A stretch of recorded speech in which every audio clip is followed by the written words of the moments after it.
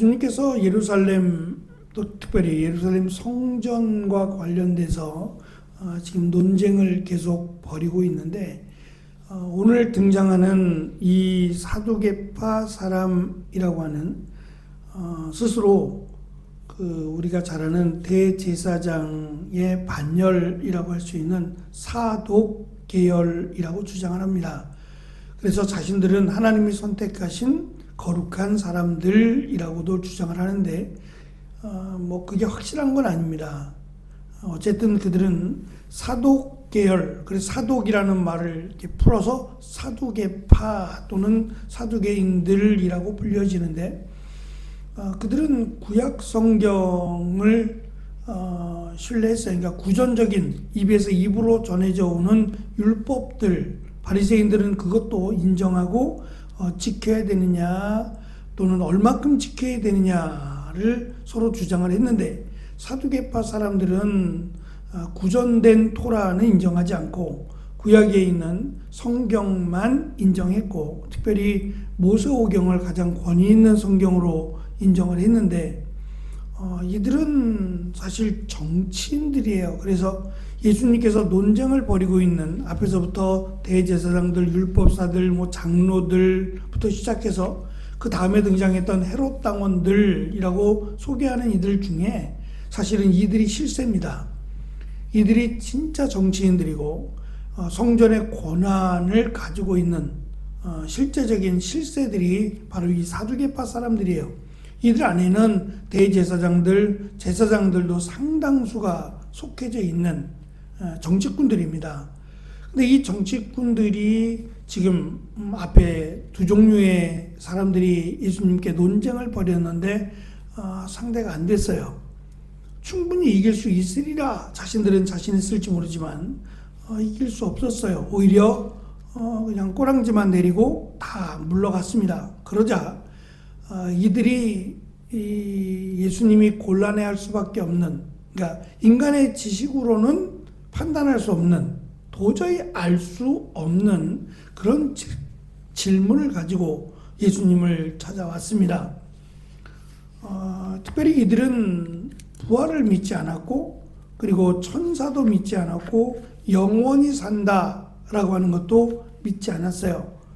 그러니 현실주의적인, 현실에 집착해서 살 수밖에 없었고, 또 현실을 중심으로 성경을 이해하다 보니까, 특별히 이들이 질문했던 이 민수기의 말씀이에요. 신명기의 말씀인데, 신명기 25장 5절부터 10절에 있는 내용의 말씀을 가지고 와서 우리가 모른다, 우리뿐만 아니라 다른 율법사나 이런 바리새인들도 이 말씀에 대해서 굉장히 난해하고 해결할 수 없는, 부활이 있다고 믿어도 부활 뒤에 어떻게 될까, 결혼을 하느냐 마느냐에 대한 부분은 또 다른 문제입니다. 그래서 분명히 이 문제를 가지고 예수님께 공격을 하면 예수님도 이 부분에 대해서는 곤란해할 것이고 문제가 발생할 것이다 라고 생각했던 것 같습니다. 이들이 물은 질문은 형사취수 또는 수원법이라고 알려진 그런 문제인데, 형이 결혼하고 자식을 낳지 못하면 그 형의 가족의 대를 그 뒤에 있는 동생이 이어주는 겁니다. 그래서 자식을 낳으면 그 자식은 형의 가문을 잇는, 그래서 그 가문을 보호하고자 하는 그런 법인데요. 이들이 질문한 내용은 다음과 같습니다. 7형제가 있는데 맏형이 결혼하고 자식이 없어 죽었어요. 그럼 둘째가 그 형의 부인인 형수와 결혼하고 자식을 낳으면 그 자식은 형의 자식이 되는 거예요. 첫 번째 자식은. 그런데 둘째도 형수와 결혼하고 자식을 낳지 못하고 죽었어요. 그러면 세 번째, 7명의 형제가 있는데 세 번째 동생이 형수와 결혼하고 자식 둘을 낳아야 돼요. 첫 번째 아들은 맏형, 두 번째 둘째 형의 가문을 잇게 해줘야 되는 참 부담스러운 책임을 갖게 되는데, 근데 셋째도 자식을 낳지 못하고 죽었어요. 그럼 넷째, 다섯째, 여섯째, 일곱째가 어쩔 수 없이 다 자식을 낳지 못하고 죽어서 형수와 결혼했단 말이에요. 그러니 첫째 형수와 지금 7명이 다 결혼하게 된 거예요. 다 부인이 돼버린 거예요.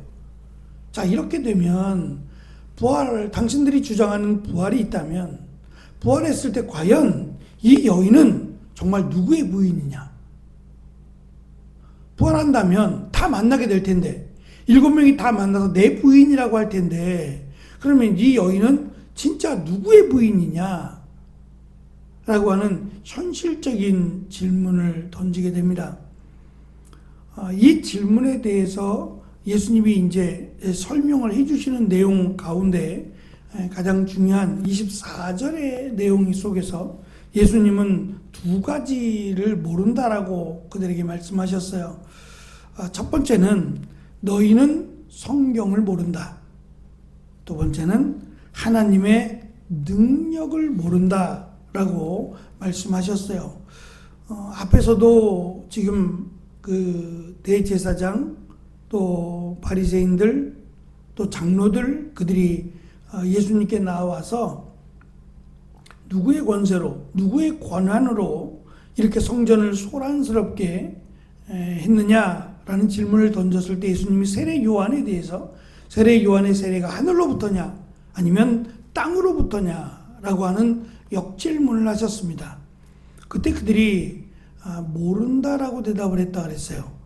이것이 그들에게는 굉장한 수치스러운 답변이었고 많은 사람들이 그것을 보게 되면 모를 수도 있지라고 그냥 지나쳐 버릴 만한 일이 아니라 이것도 왜냐하면 애들도 알 수 있는 문제니까 이것도 모른단 말이야 라고 할 수밖에 없는 아주 치욕스러운 그런 답변인데 예수님은 지금 사두개인들에게도 자신들은 구약 성경을 확실하게 믿는다. 그리고 특별히 모세오경을 철저하게 믿는다라고 나름 주장하고 자부하던 자들이에요.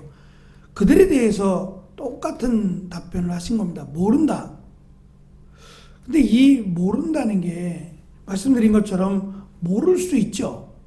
근데 알아야 하는 것을 모를 때 반드시 알아야만 한다라고 하는 것을 모를 때는 문제가 있어요. 다른 거는 모를 수 있어요.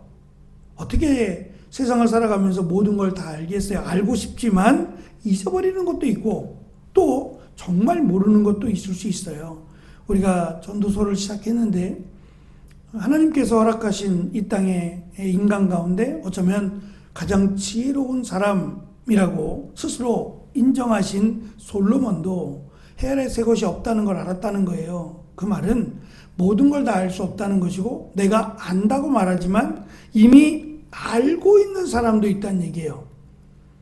그것을 나는 늦게서야 안 것뿐이지 새로운 것이 아니다. 나만 알고 있는 것이 아니다 라고 하는 주장과 더불어 그것이 의미가 없다는 거예요. 가치가 없다는 거죠. 내가 세상에 대해서 조금 더 알고 그것의 비밀을 알았다는 그것 자체가 큰 의미가 없더라. 오히려 진짜 알아야 되는 정말 알아야 되는 것이 있는데 여호와를 경외하는 것이다 라고 하는 결론을 내리는 것처럼 우리가 세상은 얼마나 많이 아느냐 여기에 사실은 많은 관심도 있고 헬라인들은 특별히 더 남들이 알지 못하는 보이지 않는 것들에 대한 열망과 추구가 있었어요. 그래서 그런 것에 대한 관심도 많았고 또 그런 것을 말하는 사람들을 찾았어요. 예를 들면 우리가 눈에 보고 우리가 알고 있는 어떤 동물, 어떠한 음식 그런데 다른 데 가보니 다른 곳에서 온 사람들, 다른 나라에서 온 사람들을 보니 거기에는 이러한 짐승도 있더라. 이러한 음식도 있더라 라고 얘기하면 사람들이 관심을 가지고 모였어요. 모여서 새로운 지식에 대한 이러한 열망이 아주 가득했던 그런 시대입니다. 뭐 나쁘다고 말할 수 없는 어쩌면 뭐 그게 당연한 그 흥미로운 소재일 수는 있습니다. 하지만 그 많은 것을 알고 그것을 관심을 갖고 있는다고 해도 그것이 우리에게 영원한 생명을 주지는 못한다는 거죠. 그런데 온 땅을 창조하시고 섭리하시는 그분이 하나님이라고 하는 사실, 그리고 그 하나님이 이 성경의 말씀을 허락하신 이유를 알아야 됩니다.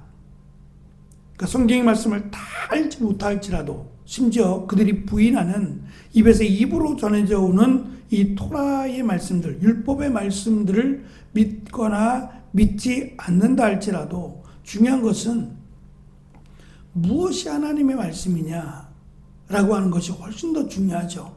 사실 우리가 지금 가지고 있는 성경 66권이라고 하는 것은 이것밖에 없느냐라고 하는 문제가 늘 제기가 되었어요. 더 많을 수 있다는 거죠. 그런데 인정하기가 이것도 하나님의 말씀이야 라고 인정하기가 쉽지 않은 겁니다. 그래서 내용을 점검하고 성경의 전체적인 내용과 맞느냐라고 하는 것을 심도 있게 고민했어요. 그래서 하나님 말씀일 수 있겠는데 라고 할지라도 조금의 아주 의심이 있다면, 의심할 여지가 있다면 배제했어요. 그래서 그 배제의 범위를 넓히다 보니까 사도들의 제자라고 하는 이들은 포함시키지 않았어요. 그들의 편지가 있다니까요. 사도 바울이 보낸 편지 말고도 사도 바울의 제자가 되는 사람들, 그 사람들의 편지도 있어요. 거의 내용이 비슷한 내용이 많다 그래요. 그럴지라도 배제했어요. 조금이라도 하나님 말씀에 훼손이 될 수 있다면, 의심이 될 수 있다면 이라고 하는 그 심각함 때문에 그렇습니다. 어찌됐든 우리에게는 66권의 하나님의 말씀이 있습니다. 우리와 가톨릭 성경은 달라요. 거기는 훨씬 더 많습니다. 성경에 들어가면 안 되는 외경이라고 하는 것까지도 그들은 성경으로 인정을 했어요. 그래서 그것을 하나님의 말씀으로 믿으니까 문제가 많습니다.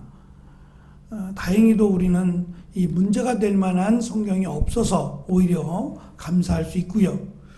근데 이 성경을 많이 읽고 성경을 내가 안다라고 말하는 그 사두개인들에게 예수님 말씀하신 겁니다. 너희는 성경을 모른다.